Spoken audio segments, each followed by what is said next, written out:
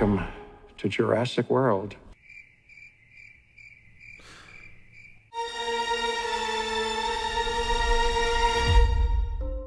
Jurassic Park is an undeniable classic made by an iconic filmmaker at the peak of his career. It won 3 Academy Awards, revolutionized the capability of visual effects in film, and after 25 years, Jurassic Park is still just as thrilling and entertaining as it was when it was first released. The commercial and critical success of Jurassic Park spawned an entire franchise of games, toys, and 4 subsequent films, but none of those sequels have been able to recapture the magic of the first film. But why is that? Where did this franchise go wrong? In this essay, I'm going to dive into the Jurassic Park series, comparing the original masterpiece to its mediocre sequels, until finally pinpointing the moment I believe Jurassic Park died. Hold on to your butts. When discussing the sequels, there's a handful of common complaints. None of the characters appear to have any logic. After all, they keep choosing to go back time and time again to Death Island, full of carnivorous dinosaurs running amok. Any engaging moral debate surrounding science and ethics is gone. And let's not forget about random characters suffering cruel and brutal deaths, usually reserved for the main villain. I mean, I get that she was a mediocre babysitter, but damn. Those are all justifiable complaints, but I want to focus on 2 main elements which were present in the original film, but severely lacking in the sequels: spectacle and suspense. First, spectacle. It's impossible to sustain the same sense of awe and wonder across multiple installments. Whether it's Middle-earth, Hogwarts, or a galaxy far, far away, the excitement of entering a new world for the first time can never be replicated. That initial feeling of arriving on Isla Nublar, entering the gates of Jurassic Park, and seeing full-size dinosaurs is incredible. But the Jurassic Park sequels have never been close to recreating that same sense of awe. The premise of humans surviving on a dinosaur-infested island is difficult to build on, which is why every sequel feels like it's retreading on tired ground. Ooh, that's how it always starts. But then later there's running and screaming. That single sentence perfectly encapsulates the structure of every single Jurassic Park movie.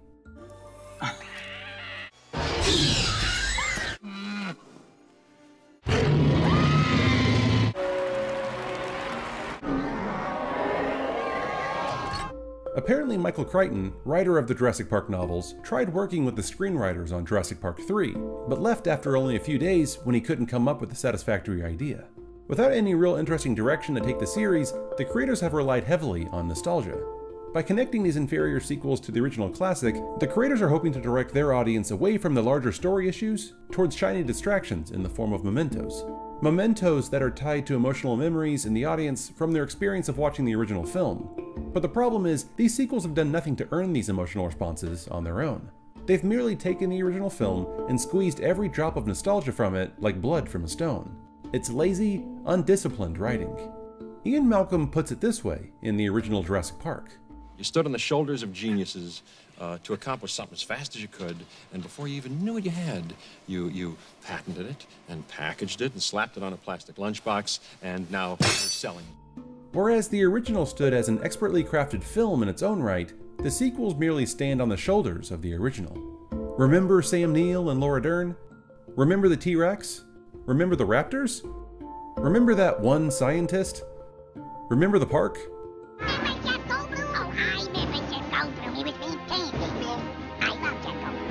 They're all just the same tired details played out over and over and over again. Which leads me to the next element lacking in the sequels. Second, suspense. In a sense, Jurassic World serves as a thinly veiled metaphor for the relationship between the Jurassic Park series and its audience. No one's impressed by a dinosaur anymore. After 25 years, dinosaurs just aren't as exciting as they once were. And as the creators desperately seek for a way to extend this profitable series, they believe that they can fix the problem by throwing more and more dinosaurs on the screen. And not just more dinosaurs, but bigger and scarier dinosaurs. Jurassic Park 3 introduced the Spinosaurus, which killed the once dominant T-Rex handedly, and then both Jurassic World films introduced a new dinosaur hybrid in hopes of ratcheting up the action. It's the often misguided philosophy that more is better, but I'd argue the opposite. Some of the greatest villains in film history are barely present on the screen. Darth Vader is on screen for 10 minutes in A New Hope, the Wicked Witch, 12 minutes in The Wizard of Oz, Hannibal Lecter, 16 minutes in The Silence of the Lambs, the Xenomorph, 5 minutes in Alien, and the shark is only visible on screen for 4 minutes in Jaws. What makes a monster terrifying isn't necessarily their presence, but the anticipation of their presence. Out of Jurassic Park's 127-minute runtime, dinosaurs are only present on screen for 15 minutes, by far the lowest amount out of the entire Jurassic Park series. And this is crucial because the other time should be dedicated to the main characters, their relationships, drama, themes, motivations, stakes, and arcs. These are the aspects that coalesce to make engaging stories, not bigger, scarier dinosaurs. Think about the first time we see a full-size dinosaur in Jurassic Park. Spielberg doesn't immediately focus on the dinosaur, he focuses instead on the characters, their emotional reactions, the look of awe on their faces. Because Jurassic Park isn't a film about dinosaurs, it's a film about characters struggling for survival from dinosaurs. A villain is only as good as the characters engaging with it. And in Jaws and later Jurassic Park, Spielberg understood this delicate balance. But unfortunately, Spielberg forgot all about this in his sequel, The Lost World.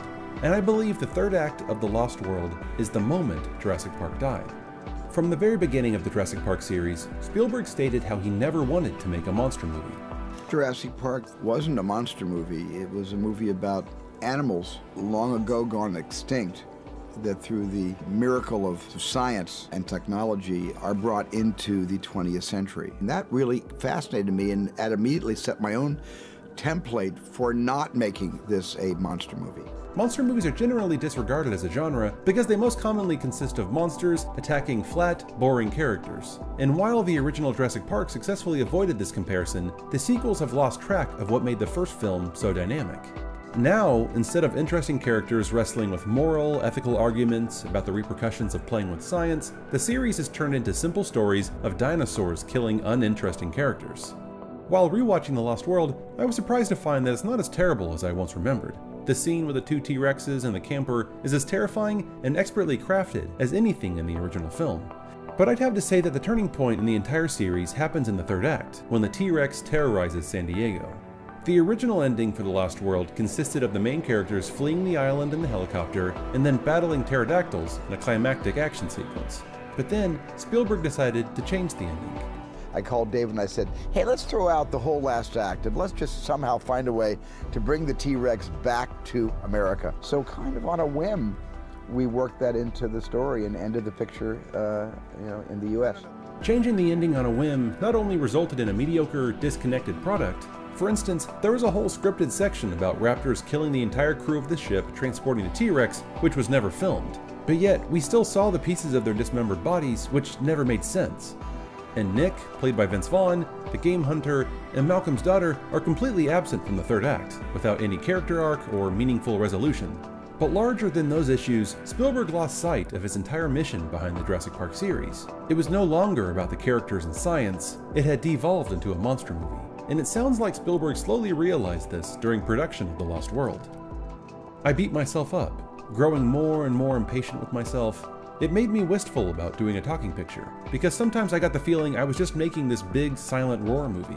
I found myself saying, is that all there is? It's not enough for me. And that's exactly how I feel when I watch every Jurassic Park sequel. Is that all there is? It's not enough for me. It's disappointing because every subsequent film feels like a wasted opportunity for something truly unique and special. But until the creators realize how to effectively interject spectacle and suspense into the Jurassic Park films once again, I'm afraid that this endangered franchise will eventually become extinct.